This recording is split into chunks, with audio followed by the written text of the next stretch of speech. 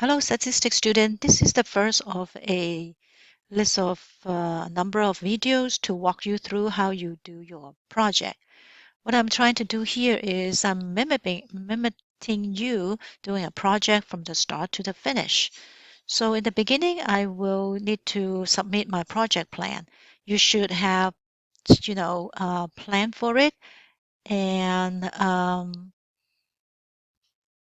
figure out the topics that you want to um, work on, and then you would submit your project plan here. Now, you can submit it, and before I approve your project plan, please do not start to collect data. Okay. So you go to Canvas, and under the project modules or the assignment, you'll see this project plan assignment. What you need to do is to tell me your name of the projects, the group members, the few things that you should decide that you should have decided before coming to this assignment is you will be collecting data, categorical data, a one or two numerical data from your subjects from two different populations. So population one, population two, for both of them, you collect all these three data. One is categorical, two are numerical. Numerical means the data values are just a number. Categorical is their category, a name or labels. And then actually, before you collect them, after you decided what data you're collecting, you should also make a claim about one of the quantitative data between the two populations. So you can say for this particular data with population 1 and 2 are the same, have the same mean, or one is higher than the other one. Lastly, I want you to create a Google form where you can use it to collect these data. And also you should discuss how you are to collect your data. Are you going to go in person on campus? When are you going? Where are you going? And if you are not going in person, you're sending out to people, how do you make sure that your data are random? So I have in the beginning of this project plan description, I have a sample plan that I have already made. So you can refer to this. This is the project that I will be working on. It's about video watching preference. I want to know for two groups of students over 25 years of age and children younger 25 of age or at 25 or younger, what are the preferences of watching video? If they have a choice of four choices: drama, reality shows, sports, or game streaming. I think I talked about this in class, or I have collected from you once in class. But now I am trying to collect them over two different population. One is the older student, one are the younger student. Then I have two quantitative data that I want to collect. One is the number of hours the student watch videos in a week. So you have to specify the measurement, which is hours, not minutes, and also the duration in a week, not a day or a month. Okay, so be very specific on what you want the subjects to enter. They should have a units. The second quantitative data that I'm interested is the number of unit a class a student is taking. So maybe I'm thinking the units will affect the number of units the student taking class will affect the number of hours they watch in a week. So all in all, I have three data I would collect from each of the two population. Video preferences, which is categorical data. Quantitative data, the first one is number of hours in a week. Second quantitative data is number of units or units of classes a student is taking. After that, I need to write a claim. Without actually starting to collect data, I have to figure out what I believe would be the results. Because I'm collecting from two different population, I claim that younger students watch more video per week than older one. Mm, It could be just a hunch, or it could be you just try to see if this would work, if you have sufficient evidence to support this claim. So it could be anything that you suspect would work. and you're just trying to collect data to support this claim. For my categorical data, how come I'm not doing anything? For my categorical data, I am going to do a confidence interval to see the preferences of a particular one. In my case, it's drama. I want to know if the percentage that like drama, how they differs. And I don't do a claim. I just want to do a confidence interval. So that's why you didn't see me making any claims about the categorical data, because I don't have to. For confidence interval, I can just do a confidence interval. Okay, so because in this project, we are using the categorical data to do a confidence interval or proportion, and we are going to use this quantitative data to do a hypothesis test that compare two population.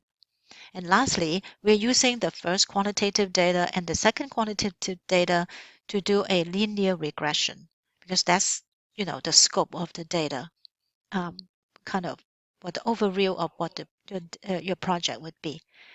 And in order to collect all these data from the two population, I need to set a Google form. I'm going to set up a kind of like a survey in an online form so I can collect data from my subjects or collect the sample data. So what I'll do would be I can just turn this off first, and I would just add a new tab, and I say Google Form and go to Google Form. You should have a Google account. And once you go to Google Form, you will say start a new form, start from blank. Okay. So remember the question or the data that I'm collecting. So the Google form would reflect how I would get the data. So first of all, you would write the name of the survey. So you will say, oh, please text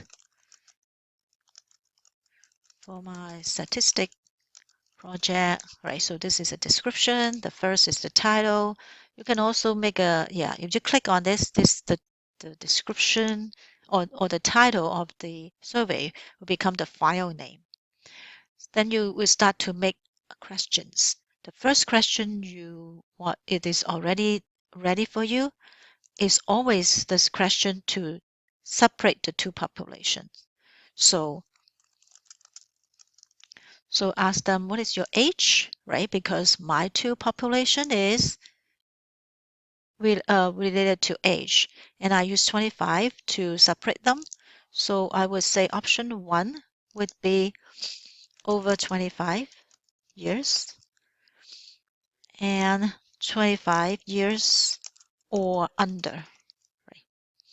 So do not say over 25 and under 25, because if that's the case, what would happen if someone is exactly 25? So always have something like that is 25, equal to 25 or under. So this is, what is your age? I'll say question mark. It is a multiple choice and I don't have others. So I just have two options. Then at the bottom, I want to click require. So everyone that take this survey would need to enter it. I also, what should I need to do? I also, think, is there any, so this would be my first question would be, is separate the data into two population. Then I'm going to add. So add the second question would be a categorical data. In my categorical data, I'm asking them about their video preferences. What is your most preferred video genre? So if you are to pick, what would you want to do? It is also a multiple choice. And so option 1 would be drama. And then I would do add option. And what was it? Reality show. And I say add option. Just click on here. It will say option 3. Sports show. Add option. Game streaming. And I also turn on required. So they always have to pick or answer this question. And if you don't like this, you can just delete it and start all over. Yeah, so that's the second question. It would be the categorical data. Then I will add question, which is collecting the first quantitative numerical data, which is number of hours the student watch videos in a week. So I would say number of hours watching video in a week. Important thing is to specify hours and also specify in what duration. Okay, if you're collecting things about time. So this would be short answer. So if it is multiple choice, switch to short answer. Now for the short answer, because you want them to give you a number, you do not want them to give you a choice. Also turn on the require button. And in additional to that, do a response validation because you do not want them to say THREE, which is not a number. So you want to make sure that they enter number greater than, you can have them greater than equal to 0, right? And then this is like kind of a help. Enter a number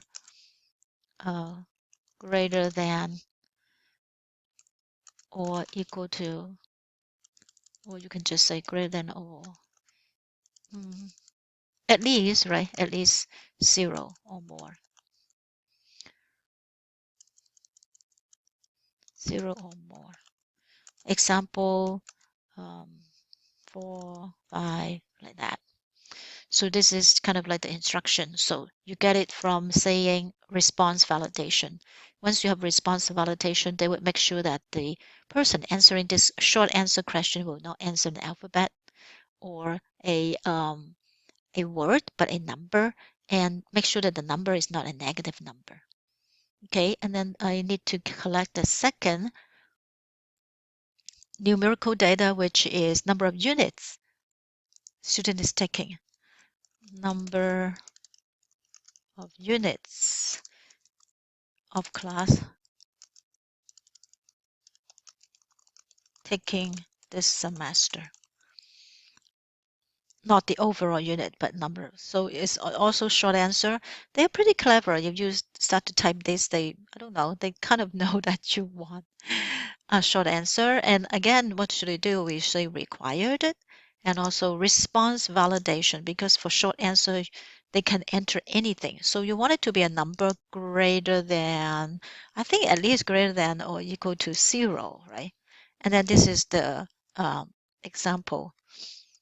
Greater, enter number at least 0 or more. Example 6, 12. Okay. And then you're done, right? So that's the 4 questions that you're collecting. You're collecting 1 categorical, 2 numerical, but you have 4 questions because the first question is to divide the population into 2 sets. One is over 25, the other is under. And make sure you have required turn on in all of them. Once you hit the required tab, they would have a red star that shows up. And for short answer question, the 2 numerical data that you are wanting to do, you want to have response validation on and write out that they are required to do that. So once you do that, you are ready to send it out so you can preview it to look at how it look like if it is a person that is answering. Okay, preview. So this is how it would look like if someone is getting to your survey. You can turn it off. Okay, if you're happy with it. And of course, you can put some image. I think like when you're doing this, you can put image and stuff. Settings would be, I usually do not assign points. No, this is not a quiz, so you don't need to do any settings. I think when I do question, I usually do not. Where do I set that you don't need them to give you the email? Okay, I think maybe redo, undo. Okay, so we are ready to send, right? More, what is this? This is to copy. Okay, so you have to say send. So you're not sending to anyone yet. So you're actually copying the, yeah, this is the collect email. So please don't collect email. If you collect email, people tend not to send it for you. So you would get the link. So click on this link button, but shorten it because it's way too long. Then copy it, Control C to copy it. And this would be the link that we don't need this. Oh, yeah, you can also hit copy here. So the link will be copied to clipboard, and then you can go back to your data collection and put the link here to send it to me in the assignment. So yeah, so this is what I will check your Google Form link.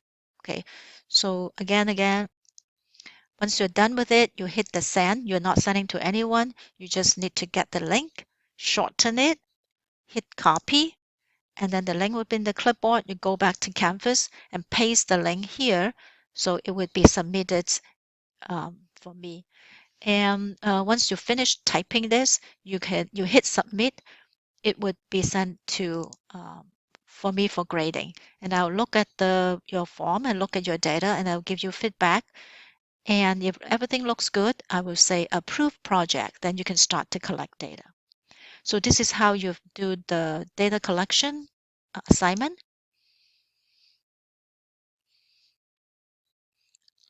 If you want to, you can also send me the data plan, the project plan in class on paper, but the Google link, you have to submit it. So I think, yeah, okay, look at student view.